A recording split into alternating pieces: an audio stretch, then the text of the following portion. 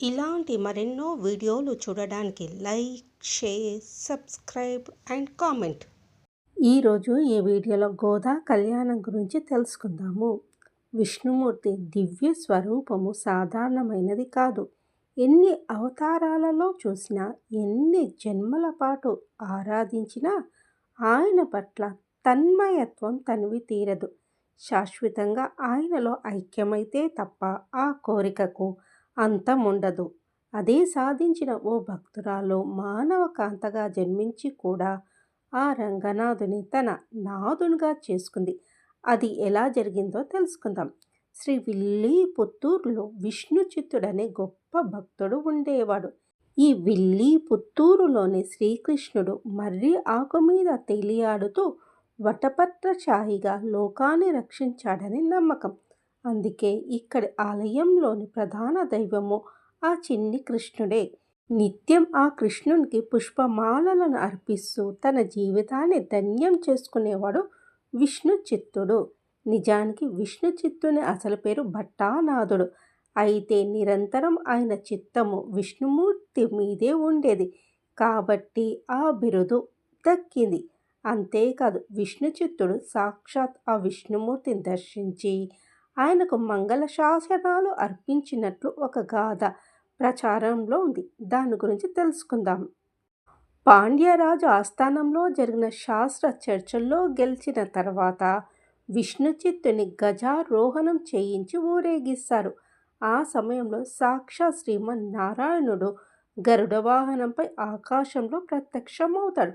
భగవంతుని దివ్య మంగళ స్వరూపాన్ని చూసిన విష్ణు చిత్తుడు ఆ సౌందర్యానికి దృష్టి తగులుతుందేమో అని కంగారుపడి ఏనుగు మెడలోని గంటలను తాళంగా వేస్తూ ఈ మంగళ శాసనాన్ని గానం చేశారు.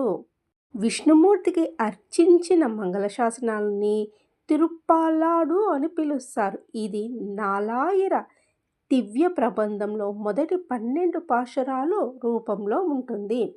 భగవంతుని సౌందర్యానికి, సుకుమారత్వానికి ఎక్కడ దిష్టి తగులుతుందోననే భయంతో ఒక తండ్రిలాగా ఆయనకు శుభం కలగాలని దీవించడమే ఈ మంగళశాసనం ప్రత్యేకత. ఆయన చేసిన మంగళశాసనము వేల వేల సంవత్సరాలు నీకు మంగళం కలుగుగాక అని మొదలవుతుంది. కేవలం విష్ణుమూర్తికే కాకుండా ఆయన ఆయుధాలైన శంఖ చక్రాలకు, ఆయన వక్షస్థలంలో ఉండే లక్ష్మీదేవి కూడా విష్ణు చిత్తుడు మంగళ శాసనాలు అర్పించారు. లోకానికి రక్షకుడైన దేవునికి రక్షణ కోరడం అనేది పెరియాళ్వార్ యొక్క విశిష్టమైన భక్తికి నిదర్శనం. అందుకనే ఆయనను విష్ణు భక్తులైన ఆళ్వారులలో ఒకరిగా ఎంచి ఆయనకు పెరియాళ్వార్ అనగా పెద్ద ఆళ్వార్లు అన్న గౌరవాన్ని అందించారు. అలాంటి పెరియాళ్వార్ ఒకనాడు తులసి మొక్కల కోసము పాదులు తీస్తుండగా ఒక చిన్నారి కనిపించింది. ఆమెను సాక్షాత్ ఆ భగవంతుని ప్రసాదంగా భావించి ఆమెను పెంచుకోసాగాడు విష్ణు చిత్తుడు. ఆమెకు కోదై అనగా పూలమాల అన్న పేరు పెట్టి గారాబంగా పెంచసాగాడు విష్ణు చిత్తుడు. ఆ పేరే క్రమంగా గోదాగా స్థిరపడింది. గోదాదేవి చిన్ననాటి నుంచి శ్రీకృష్ణుని లీలలను ఆడుతూ పాడుతూ పెరిగిందే కానీ యుక్త వయసు వచ్చే నాటికి ఆ భక్తి కాస్త ప్రేమగా మారిపోయింది. కళ్ళు మూసినా తెరిచినా ఆ నల్లని వాడే కనిపించసాగాడు. రాను రాను తన చుట్టూ ఉన్న చెల్లురంతా ఒకనాటి గోపికలన్నీ, తానుండే విల్లీపుత్తూరు ఒకనాటి వజ్రపురం అని భావించసాగింది గోద. అంతేకాదు, తన తండ్రి విష్ణు చిత్తుడు రోజు భగవంతుని కోసం రూపొందించే మాలలను ముందుగా తానే ధరించి తనలో తానే ఆ శ్రీకృష్ణుని చూసుకుని మురిసిపోయేది. ఈ దృశ్యము ఒకరోజు విష్ణు చిత్తుని కంట పడనే పడింది.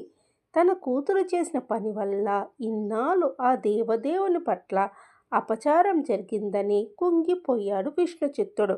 కానీ ఆ రోజు కృష్ణుడు అతని కలలో కనిపించి గోదాదేవి సాక్షాత్ ఆ భూదేవి అవతారమేనని, ఆమెను సృష్టించిన మాలలను ధరించడం వల్ల తనకు అపచారం కాదు కదా, ఆనందం కలుగుతుందని తెలియజేశాడు. అగ్నిలో ఆజ్యం పోసినట్లుగా ఇలాంటి సంఘటనలన్నీ గోదా మనసులో కృష్ణ ప్రేమను మరింతగా రగిల్చాయి. తనకు వివాహం అంటూ జరిగితే ఆయనతోనే అనుకుంది. అందుకోసం ఒకప్పుడు గోపికలు చేసిన కాత్యాయని వ్రతాన్ని మొదలుపెట్టింది. ఆహారానికి, అలంకారానికి సంబంధించిన కఠినమైన నియమ నిష్టలతో కూడిన కాత్యాయని వ్రతంలో ఆచారాలన్నీ పాటించడం ఎంత ముఖ్యమో సత్ప్రవర్తనకు కూడా అంతే ప్రాధాన్యత ఉంది. అలా గోదాదేవి తాను వ్రతాన్ని పాటించడమే కాదు, తన చెలికత్తెలను కూడా తనతో కలిసి వచ్చేందుకు ప్రేరేపించింది. తన చెల్లులను మేల్కొల్పేందుకు, వారికి వ్రత విధానాలను తెలిపేందుకు, తనలోని కృష్ణ భక్తిని వెల్లడించేందుకు 30 పాశురాలను పాడింది గోద. అవే ధనుర్మాసంలో ప్రతి వైష్ణవ భక్తుని ఇంట్లోనూ వినిపించే తిరుప్పావై. ఎట్టకేలకు గోదాదేవి ప్రేమకు ఆ కృష్ణుడు లొంగక తప్పలేదు. తానే స్వయంగా విష్ణు చిత్తునికి కనిపించి తానుండే శ్రీరంగానికి గోదాదేవిని తీసుకురమ్మని, అక్కడ రంగనాథునిగా వెలసిన తాను గోదాదేవిని వివాహమాడతానని చెప్పాడు. మరోపక్క శ్రీరంగంలోని ఆలయ అర్చకులకు విషయాన్ని తెలియజేశాడు. కృష్ణుని ఆదేశాలను విన్న విష్ణు చిత్తుని సంతోషానికి అవధులు లేకుండా పోయాయి. వెంటనే గోదాదేవిని విల్లి పుత్తూరులోని ప్రజలను తీసుకొని శ్రీరంగానికి బయలుదేరాడు. అక్కడ వారి రాక గురించి ముందే తెలిసిన ఆలయ అర్చకులు ఘనంగా వారిని ఆలయంలోకి తీసుకువెళ్లారు.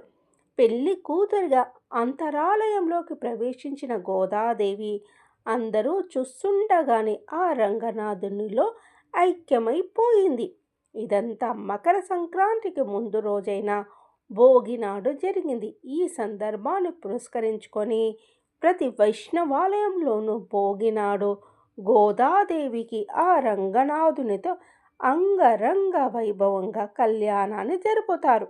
ఆ రంగనాథుడు అందరికీ నాథుడే. ఆ పరమాత్మునిలో ఐక్యమవ్వాలని తప్పించే వారందరూ గోదాదేవికి ప్రతిరూపాలే. గోదాదేవి భక్తి ఇతరులకు స్ఫూర్తిగా నిలిచినన్నాళ్ళు ఆమెకు నిత్య కళ్యాణమే.